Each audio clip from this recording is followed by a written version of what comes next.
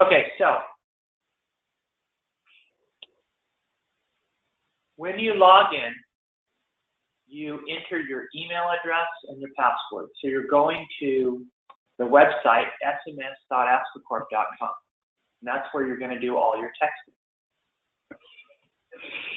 When you log in, you enter your email address and your password. Now, if you don't have an email address and password, you can check with admin, or you can also, your administrator at your site, or you can also contact support@PreventionPaysText.com or myself, and we can help you get your login credentials.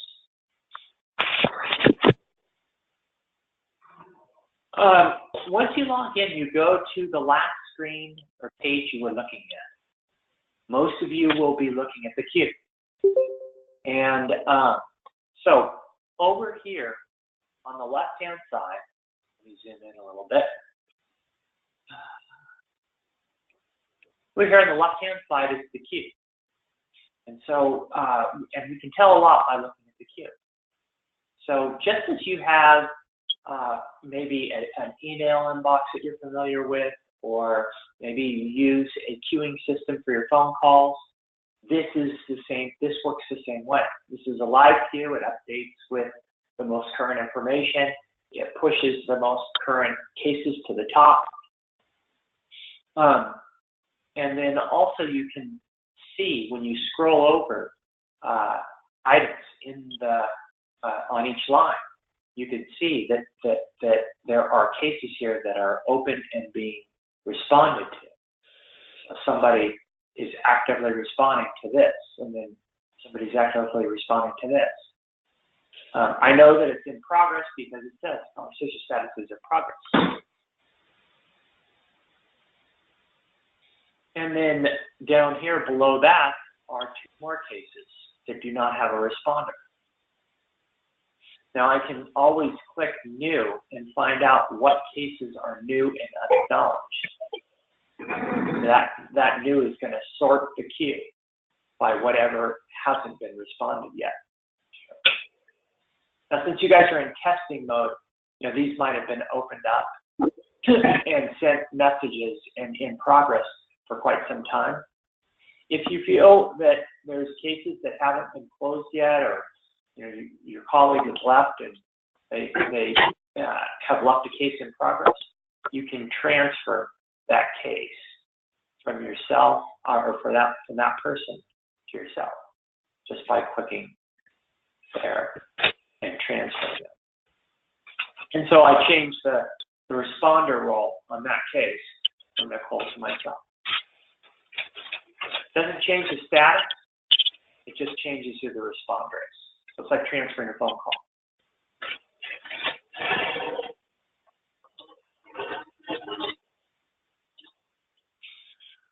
All right, guys, there's a scraping, some sort of loud scraping noise.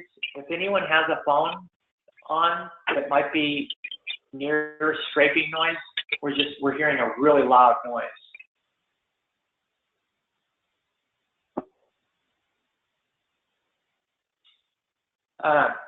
Okay, so a new case, what a new case looks like.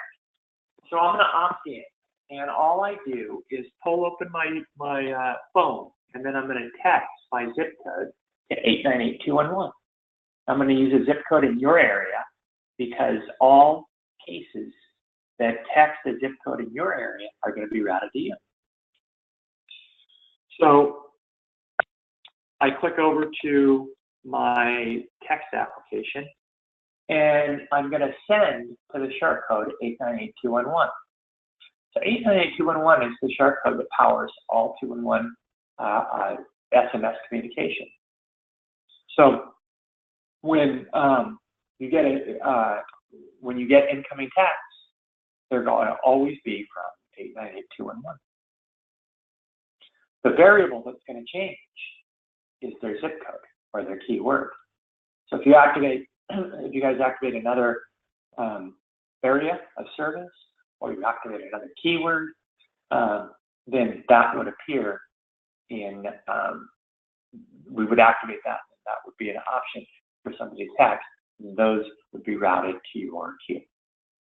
Let's say your service area expands by 5 zip codes.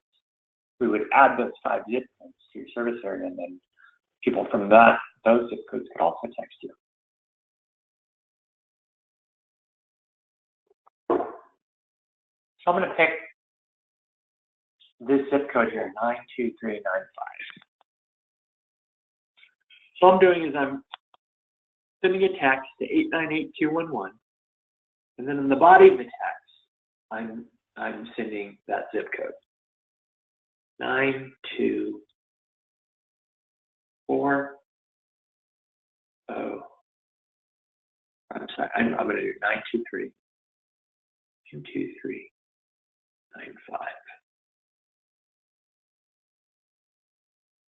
So that's one of the zip codes in your service area.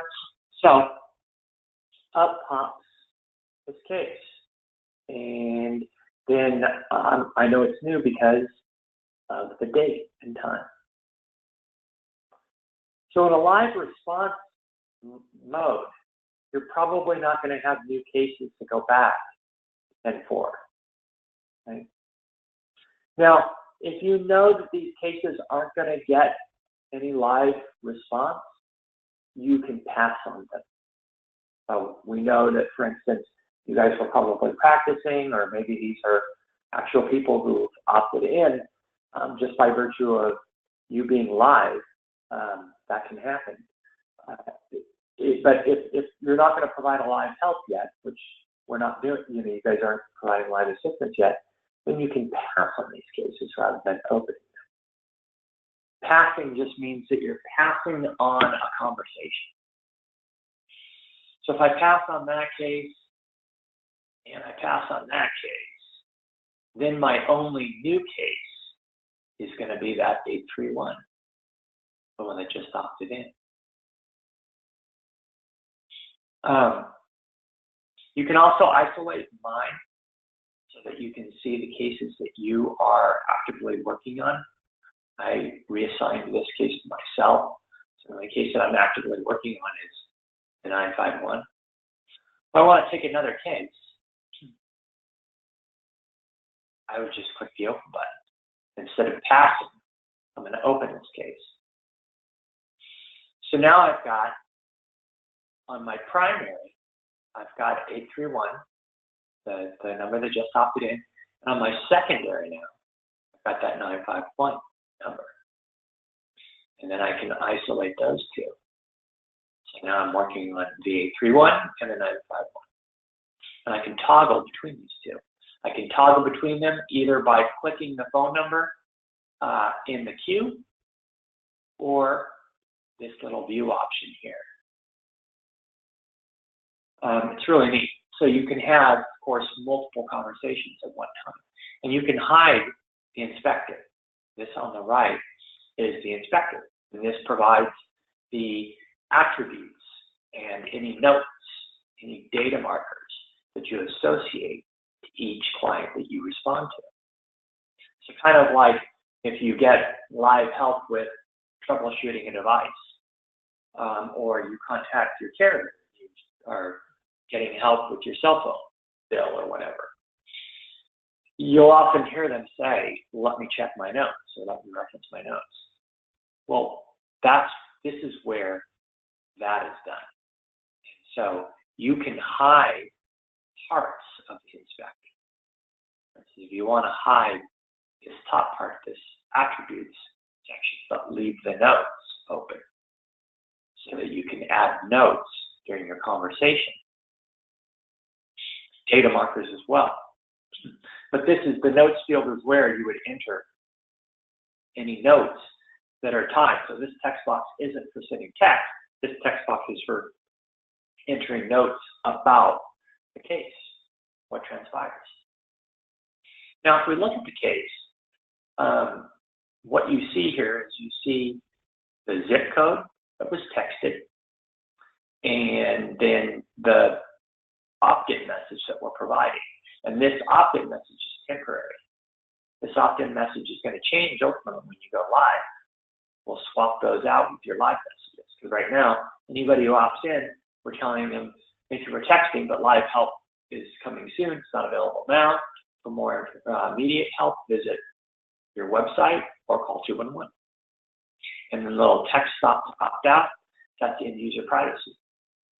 Anyone at any time has that right. Text stop, quit, or unsubscribe, and automatically be opted out of your queue. That case that we were talking about, let me hide the inspector so that we can look at the other case. That case that I passed to myself on. This one's slightly different in that the opt-in is not a zip code. The opt-in is your referral keyword. It's also lighter blue. That means that it's an app opt-in. It means application did that. And we'll look at how that is done in a moment through the referrals tab. But that's how you can tell the difference between a client that texts you from their phone. It's going to be most of the time a zip code, and it's going to be in dark blue or a darker blue. And then anybody that you text referrals to that you're having a call with is going to be this keyword, not a zip code, and it's going to be a lighter blue. Can you have conversation with the person you text the referral to? Of course, and they can have a conversation with you. So if you text a referral to a caller and they ask a question after having gotten those texts from you, you have that option, either call them back or have a text conversation. Kind of switching channels on you, and that's always a possibility. You can also convert a caller to a text. You say, well, why would I do that?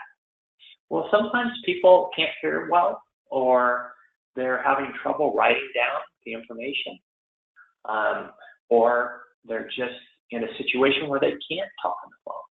Or maybe we see this in crisis and domestic violence, where they're in the presence of the person that is causing them harm.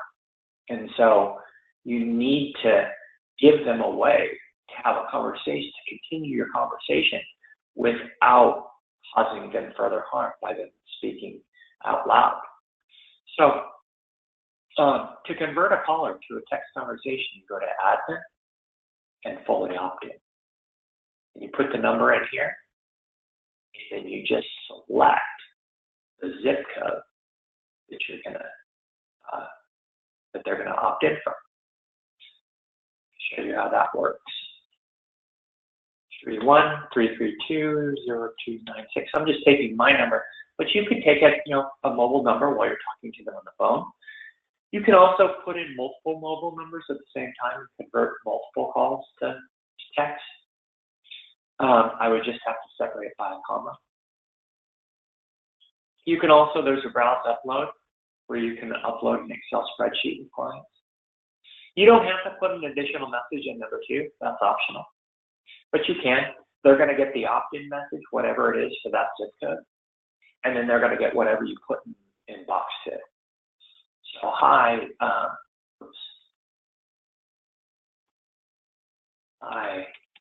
we were just talking.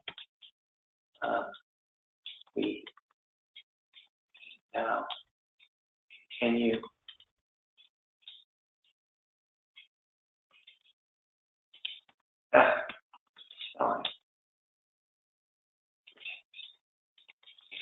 So then when I'm content with that, it just gives me a little update up here that tells me fully opted 1 client.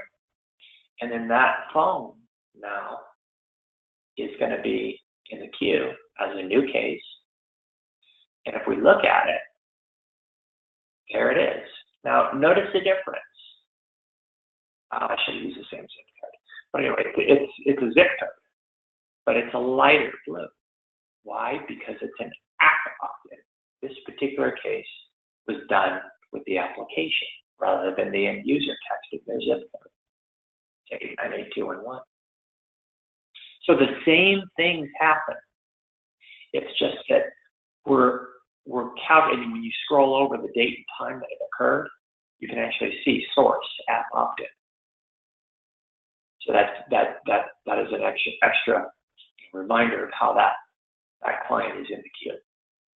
That's how you can take a case that's a conversation on a phone or email or whatever. If you have their mobile number, you can convert them to a text conversation. And because I was already open on the case, I already have this text box. But if I wasn't open on the case, it would just pop the top and be a new case in the queue. And then, once you're open on the case, then it's having conversations with the client until you complete the conversation. So, over here on the right are your canned messages. Move this around, by the way, my inspector. Over here on the right are my canned messages. And then I've got an assortment of canned messages in groups.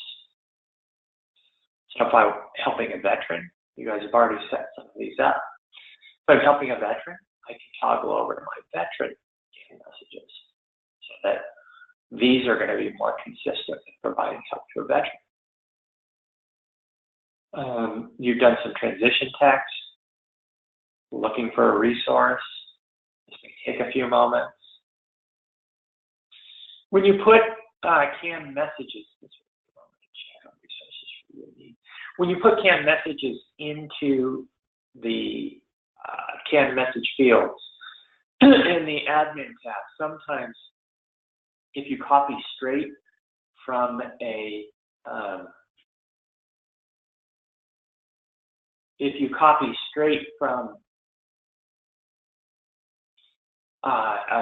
Word document, it may have characters that the application doesn't recognize.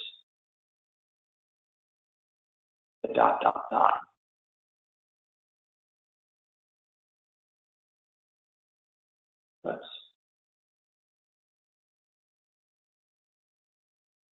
So just remind the administrator that when you add these, you want to double check to make sure that all of the characters that were put into that canned message are in fact read by the application. So during the conversation, I select whatever message I want to send. I can also hand type the message. Right?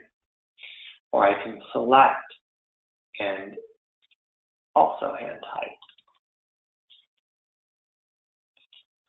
So you've got a lot of latitude with what you can do. You also have the ability, if admin give you this permission, to create and edit your own set of canned messages, which is really convenient and nice. Makes it much more user-friendly from the specialist perspective. Because, you know, once you get a feel for how the application works, and then you get a feel for how those canned messages work, being able to manage your own set of canned messages can really help you streamline each encounter and make the system work more efficiently for you. When I send out a text, I just click send, and then you get a little delivery notification, timestamp. That timestamp tells you exactly what happened. It's tier 1 delivery. That means every single message that gets sent is identified who the sender is, and then it gets a timestamp delivery from the carrier. So the acknowledgement from the carrier that they received it, and then when they actually deliver it to the mobile phone in question, they send one more alert to our application, letting us know that that message was delivered. You say the carrier is alerting your application? Yep. Each time. All the carriers, right down to Go phones and government issued phones, we get alerts from every single carrier when messages get delivered to the handset. That's important. It's important also that the carriers know that 898-211 is a 211 related service. So carriers always know if there's ever trouble or there's ever difficulty communicating that it's a a 211 related service. That's helpful. You know, just as it's helpful that the operators and the assistants and the telephone operating, the telephone carriers that manage the 211 number, that they know what kind of communication happens on 211. Same kinds of things apply. You know, think disasters. That's good. The carriers know that 898-211 is going to be passing disaster-related information to people in the impacted zone. And this came up big for recent, you know, the Irma. And if you read anything about that, 898-211 had a really big role to play in not just helping with people and the agencies that were in the impacted zone, but also a group of responders and agencies banded together and helped reply to thousands of texts from people in the impacted zone when phone lines were down at remote locations throughout the U.S. Really neat, and really a terrific expression and use of texting, because it's such a durable channel. With Puerto Rico, I mean, most of the phone lines are smashed and down, and some towers are down. But text is the one thing that seems to be durable and surviving in that particular region. You know, it's not perfect, but it's definitely better than no phone calls, no electricity. I mean, everything is knocked out, but there's some texting. And you better believe they're using their text messages a lot. Okay, so when I have a conversation with a client, once I find out what the client needs, right? If they're a veteran, whatever. Oops. Text. So then it's searching my database, my CRM, for the referral. Right? Once I have enough information about the client, then it's just finding the right referrals for that combination of information. The same things you do on the phone. You have transition text. It's going to take a few minutes while I check on resources for you. So you have all these options to keep that person, you know, aware of what you're doing while you're doing it. And then, you know, I can search the database for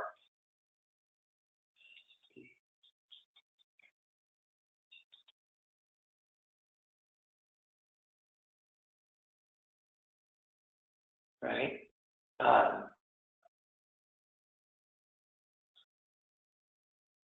So food service, I'm searching for food service, right? Maybe it's a food pantry.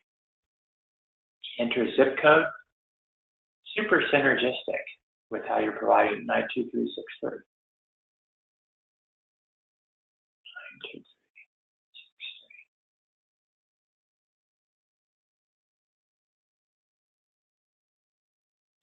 So then I pull open the referral, hopefully.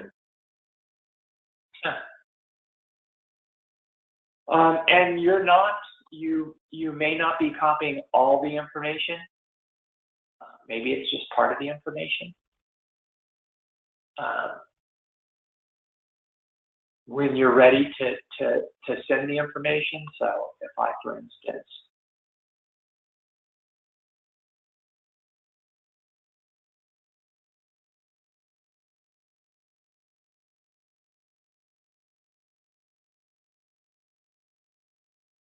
so you can copy and paste information very easily. If you don't want the hours of operation, you can remove them. If you don't want eligibility, you can remove it. You can customize this as much as you want. You don't have to remove extra lines, extra spaces, extra line breaks. The system automatically does that for you. You can put multiple referrals in here, multiple phone numbers, multiple links. Like if you're going to send them a phone number from this particular referral, and then a website from another referral,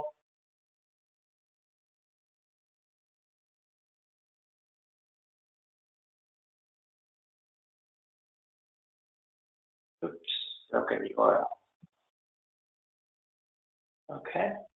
Well, we found something, a broken URL. Okay.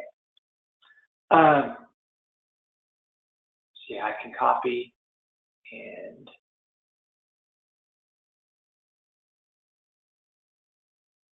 phone number 2. Put that in here. You know, you can really tailor it to however you like, and then it's just sending. So whatever content you put in that box is going to be sent, and then it will automatically be divided into multiple text messages. So let's look what that looks like. Let's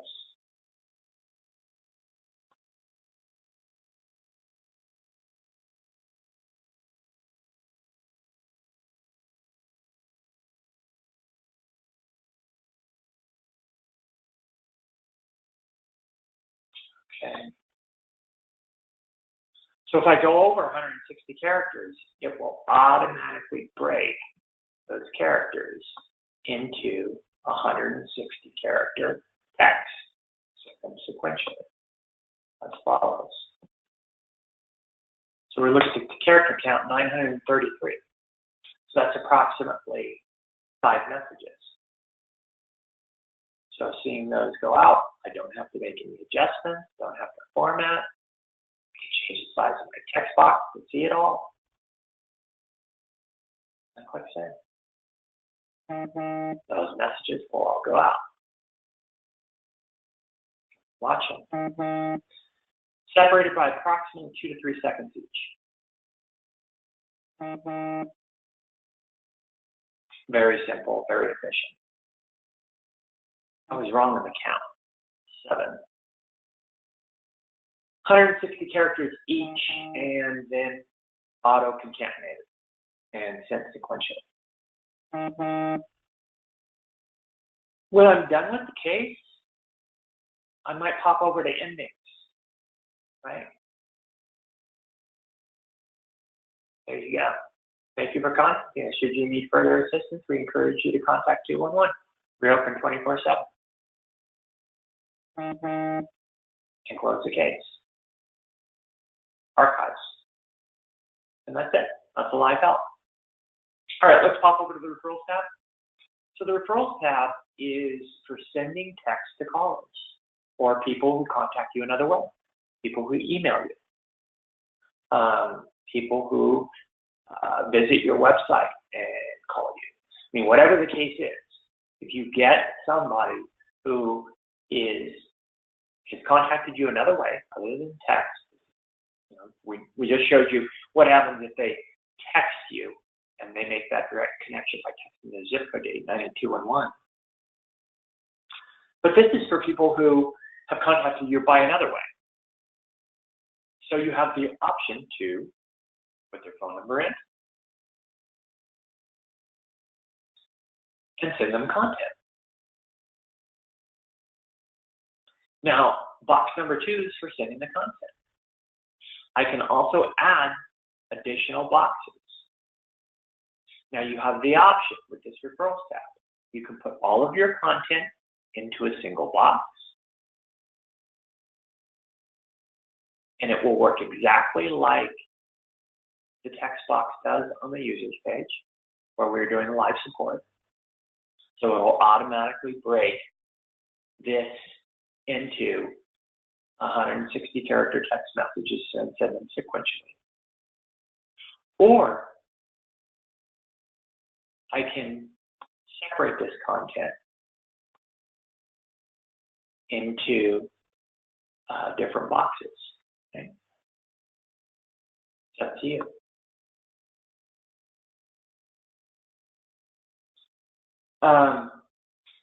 It's all in how you like to work. It's all in how you like to use this particular feature. If you like to have your each referral clearly separated from the other referral, then set them up as separate boxes. If it's okay that the referrals in some cases smush together and that one referral is in part of a text message and the rest of it is in the part of another text message, they will be in sequential order. But there's that chance that we break at 160 characters and the website winds up in the additional text message, you see. So if you want to make sure that each referral sends as a separate, unique text message, then you can break them up like this. Otherwise, you just put all content into box number 1. You can also tag the content. So, issue food bank. So when I send this referral, I'm going to be tagging this referral as a food bank. Now, why do that? Well, your data will be more thorough in that regard because you'll be data marking each referral that you send to a caller by issue.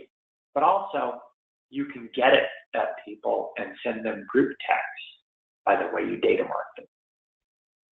So for instance, if I data mark, or if I have a data marker that's a veteran, I can mark a client that's a caller that we send text to as a veteran, so that in the future, we can group those individuals who we sent referrals to that are veterans and send them information.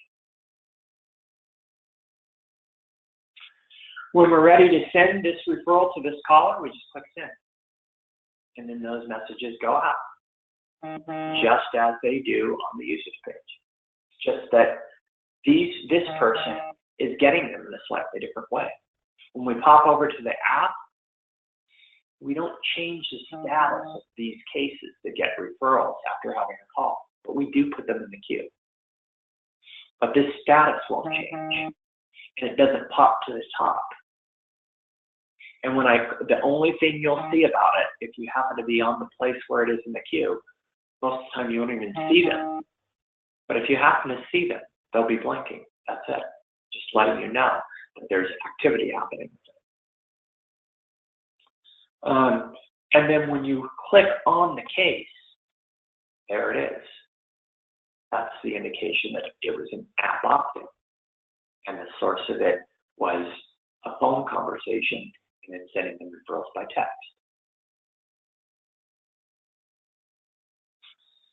So that's how that referrals tab works. All right, guys, we went a little bit over. The referrals tab also can be used just as you can opt in with the fully opt-in tab and put multiple phone numbers into the service at one time. You can also put multiple phone numbers into this box. You can also upload an Excel spreadsheet.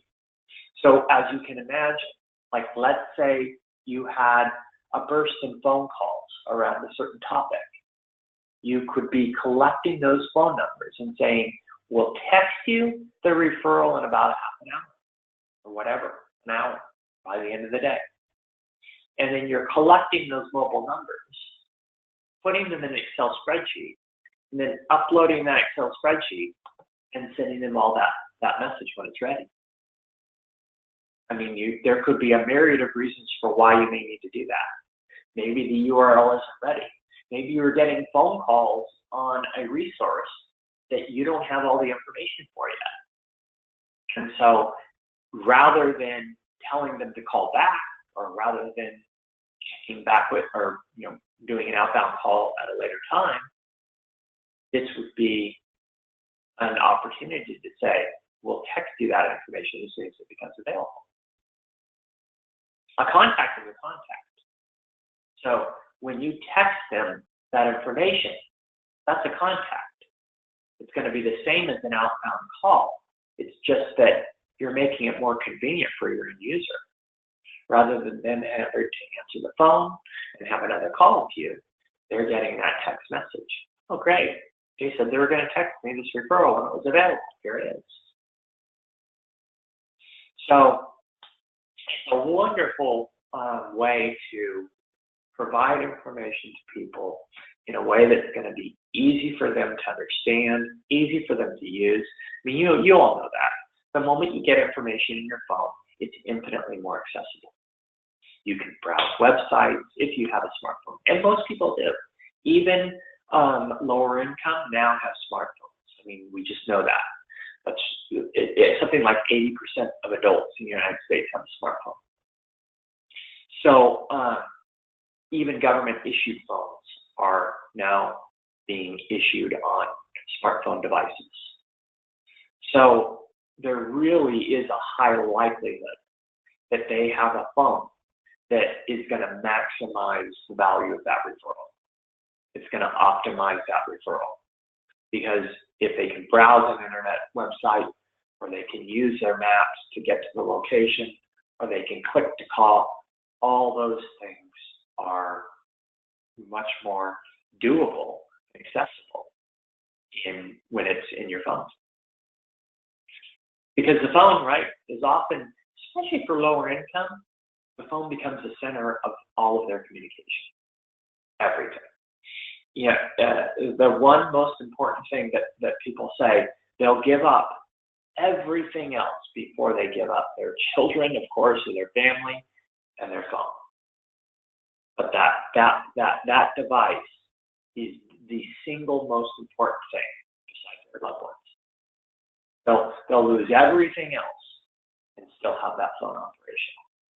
And sometimes you'll find that they don't even have voicemail. That the only way they can get some support is to text you. Okay, we covered the referrals tab, handling multiple referrals. One other thing, if you handle multiple encounters, I showed you a little bit of that, what that looks like. You have the ability to open up and converse with multiple conversations just by simply opening up the additional cases that you're going to respond to. And if you need to, you can either move the attributes or you can hide the attributes. And then I have 3 cases now open. My primary and my 2 secondaries. And then to toggle, these all update live as well. So as this person replies back, I'll see it. And then I can make this my primary. So this concurrent conversational element has become infinitely easier now that you can see all your conversations in one view. But play around with it, give it a try. Open up a couple conversations, see how it works. Maybe start with one conversation, see how that works. Start with one referral to a call, see how that works. And then try adding a conversation. And see how that works. All right, do you guys have any questions?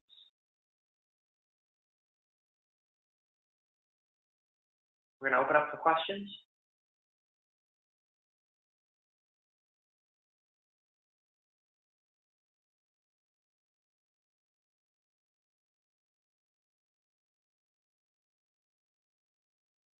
Hello?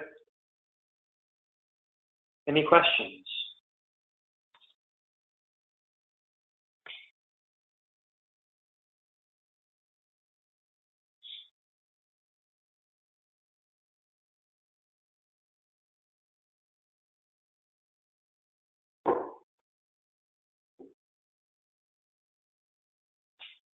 Oh.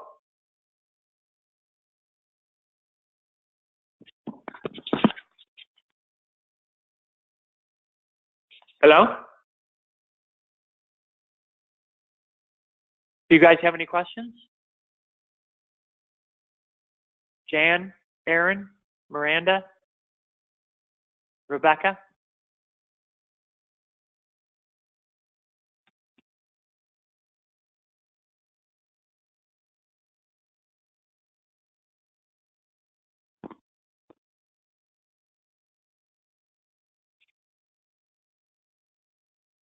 No questions. Okay. Aaron has no questions. Everybody else?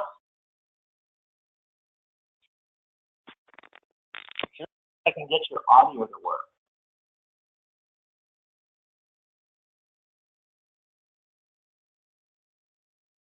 Does that help at all, guys? Can you talk? You try testing your audio. We can do response. Okay, one of the questions that was written in, we can do written questions, that's fine. One of the questions that was written in, to add a conversation, we will need to opt in. Basically, to add a conversation, we'll need to opt in. Okay, so the question is, if you need to add a conversation, there's a difference. Opting in is when somebody requests information. So they opt in by texting their zip code to 898-211. So the opt-in happens by virtue of them texting their zip code to 898-211. That's going to put them in the queue. And then they'll show up in the queue, and then adding a conversation to your palette is just simply opening up that case. So to add a conversation to the group of conversations that you're working on, you just click the open button. And then as you can see there, I'm the responder on all three of those cases. And now this I have actually 4 conversations open. So you can see you can have a lot of, I think a maximum 5. But you can have up to 5 conversations. Hello, Jonathan. Yeah. We're unable to hear you. You're kind of muffled, so we haven't been able to hear your answer. Okay. How about that? Much better. Is that any, yes, thank you. that any better? Is that a little bit better? Wonderful. Yes. Okay, sorry about that. So adding a conversation is opening up the case from the queue. So the difference between an opt-in, that's when somebody texts their zip code to 898-211, that's how we put them in the queue. At that point, they don't have a responder. They're new. They're unanswered. And so to answer them and add their conversation to your palette of conversations, you would just click the open button next to the case that you want to open. I happen to be open on 4 cases, right? But if I'm only responding to one case, or I only want to respond to one case, then I would just close out the other cases and just respond to the one case. Okay? So you always have that option to respond to one case or multiple cases. It's easier with the new release now to respond to multiple cases, because when you add an additional case, it just appears over here in your background cases, so that you can just toggle between those cases now. But how, so the sequence of events is the end user texts their zip code to 898-211, that puts them in the queue. Then it's up to the responder or responders to decide who's going to take that case and handle that case. You're alerted in several different ways that there's a new case. There's audio alerts. There's a soft ping that comes in when a new case enters the queue. And then there's notifications, which is a pop-up window that reminds you you have new unanswered texts. So you won't miss texts. You can also have a cell phone sent a message for when there's a new text in the queue. So it's just, as long as you have somebody or one of your desktops, computers open on the queue, you're not going to miss any text. And even if you don't have any open and you have a cell phone alert set up, then that cell phone is going to get a text when the queue populates with a new case. So there's several different methods of alerting you that there's new cases in the queue. If I check notifications, That just means every 3 minutes I'm going to get a pop-up window that tells me, hey, you got a new unanswered text in your queue. As soon as somebody opens up that case, no longer alerted.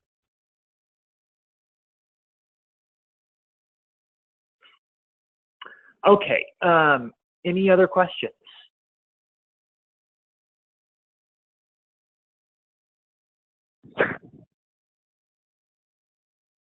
You guys can, yes. You can play around in the user environment as much as you want. Just realize that if you do testing with your phone, you may want to text stop at the end to opt out. It just, pushes you to the back of the queue.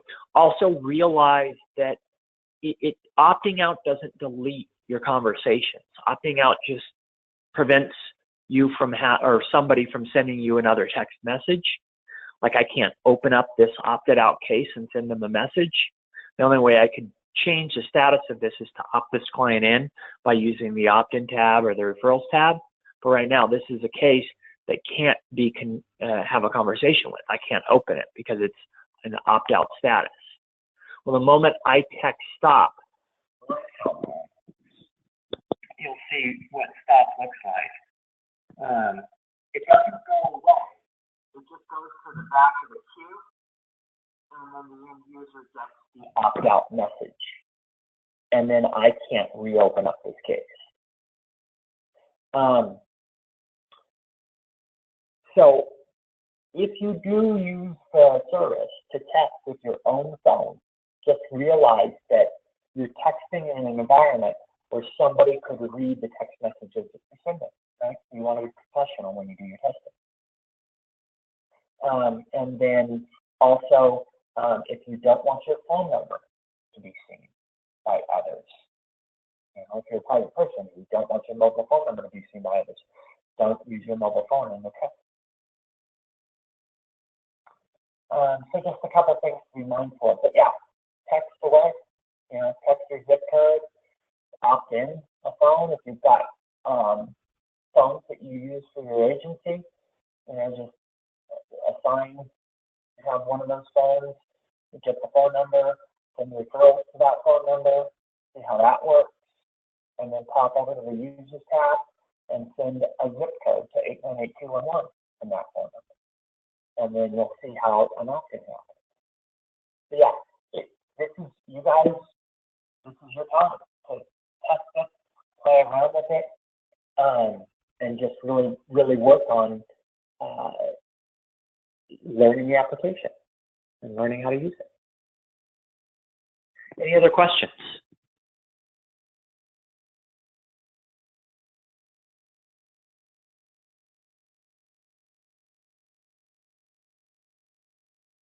Is the audio still bad?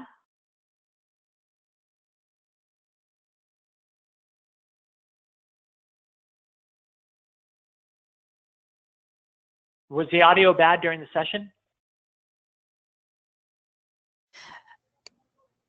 No, for the most part, it was good. Oh, good. Just that few moments. Just a few moments. Yeah, sometimes we have trouble with the audio with the software we use. GoToMeeting, and then sometimes it's perfect. It's flawless. It's like the old AT&T ads. You can hear a pin drop. And then now, but then other times it's like you're in a war zone, or worse, it's like a subway or something. I don't know. It's wild. I don't know if do you guys use GoToMeeting at all? The audio can really be hit or miss. Otherwise, it's a wonderful tool because you can screen share, all kinds of things. I'm not going to plug GoToMeeting. Any other questions?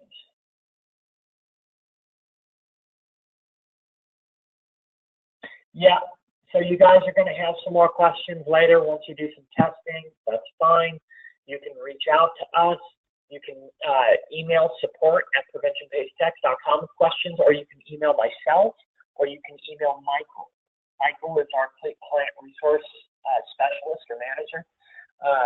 So he is one of them, and he is going to be assigned to your agency.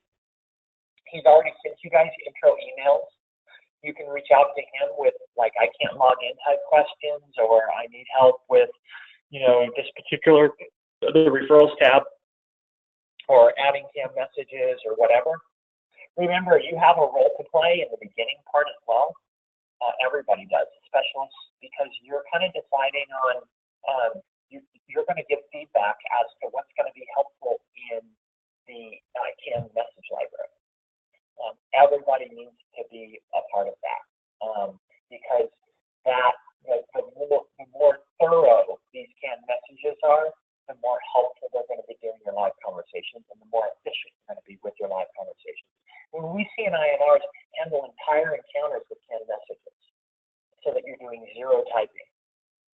So canned messages can really do that. They can, especially with repetitive or redundant, where it's real simple. I mean, of course, multiple, multi-issue, or complicated encounters, you're not going to be able to do that. On single topic one-offs, where they're just, give me a food bank for this zip code, or give me whatever resources you have for this zip code in this particular issue, that can oftentimes be handled exclusively through the canned message libraries. All right, guys. Thank you so much for the time.